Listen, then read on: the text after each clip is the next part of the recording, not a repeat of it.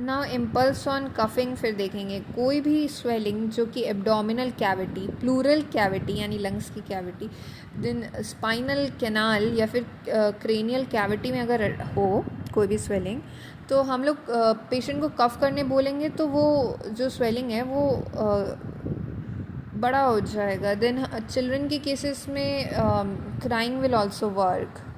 ठीक है. अब मूवमेंट विद डिग्लूटिनेशन देखना है तो जैसे कुछ स्वेलिंग्स डिग्लूटिनेशन के साथ मूव करते हैं. कौन कौन से? Thyroid swelling, thyroglossal cyst, subhyoid bursitis, pre या फिर पैराट्रैकियल लिम्फ नोड का एनलार्जमेंट.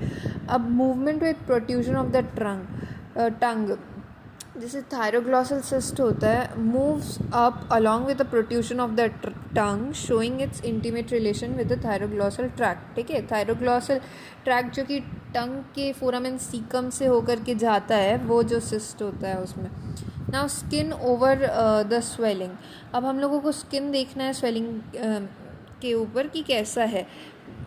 तो वो रेड हो सकता है, एडिमेटस हो सकता है, tense, glossy with venous prominence, black punctum present हो सकता है स्वेलिंग में, पिगमेंटेशन हो सकता है मोल नर्वे में after repeated exposure to deep x ray. अब प्रेजेंस ऑफ स्कार जो होता है उससे पता चलता है कि प्रीवियस ऑपरेशन हो रखा है कुछ भी.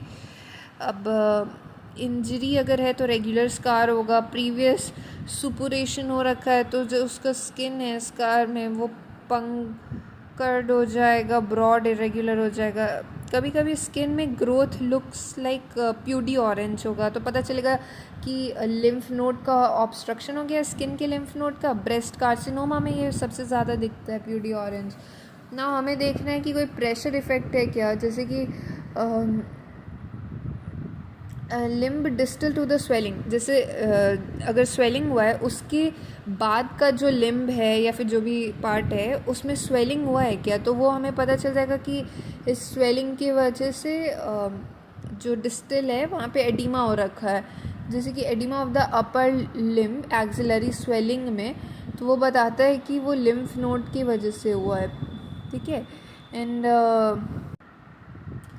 हम लोग देख सकते हैं कि नॉन यूज़ या फिर इंजरी टू द नर्व की वजह से कहीं वेस्टिंग तो नहीं हो गया मसल का. देन वेनस एनगॉर्जमेंट देख सकते हैं नेक में. Retrosternal prolongation of the swelling होता है तो वेनस एनगॉर्जमेंट.